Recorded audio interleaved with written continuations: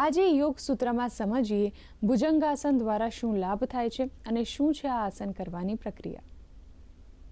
नमस्ते, मैं हूं आचार्य प्रतिष्ठा।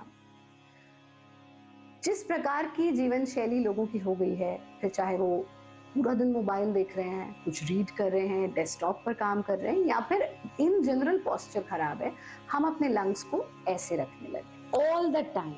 बच्चों के तो पोस्चर ही ऐसे हो चुके हैं।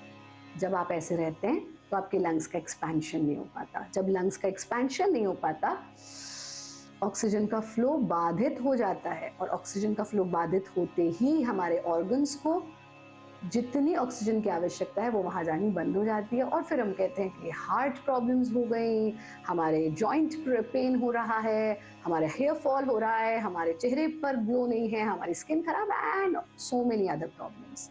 अगर हम नियमित रूप से भुजंग आसन का अभ्यास करते हैं तो ये एक तो हमारी स्पाइनल फ्लेक्सिबिलिटी को बढ़ाता है। इसका नाम ही है भुजंग आसन, यानी सर्प जैसी स्थिति हम ले लेते हैं।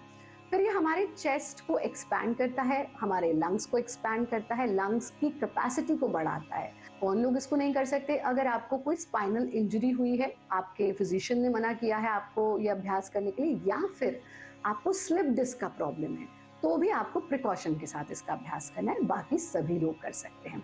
भुजंग आसन के अभ्यास के लिए हम अपने पेट के बल लेट जाते हैं, यानी अपनी मैट पर अपने पेट के बल लेटिए इस तरह से।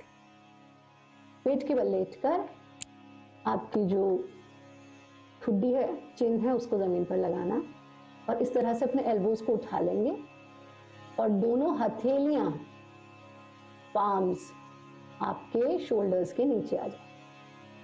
सांस भरते हुए चेहरा ऊंचा उठाना, सीना ऊंचा उठाना, रीढ़ पर जोर डालते हुए आप जितना अपने सीने को उठा सकते हैं उतना उठाना, सांस छोड़ते हुए वापस आ जाना। फिर से एक बार देखिए, इसमें महत्वपूर्ण है कि आपके जो एड़ी पंजे हैं वो मिले रहें, सांप की पूंछ की तरह, यथा नाम तथा गुणा।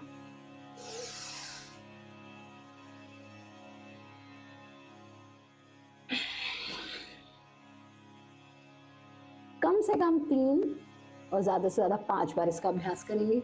हाथों का तकिया बनाएंगे, पैरों को खोल लेंगे। अब वापस कैसे आना है वो ध्यान से समझिए। इस तरह से आप हाथों का ही सहारा लेकर अपने घुटनों के बल आ जाएंगे, और फिर धीरे से वज्रासन में बैठकर शरीर को ढीला छोड़ें। नियमित रूप से योगाभ्यास करें, हमारा कार्यक्रम देखते रहें। योगी बने, उपयोगी बने, सहयोगी बने, निरोगी बने।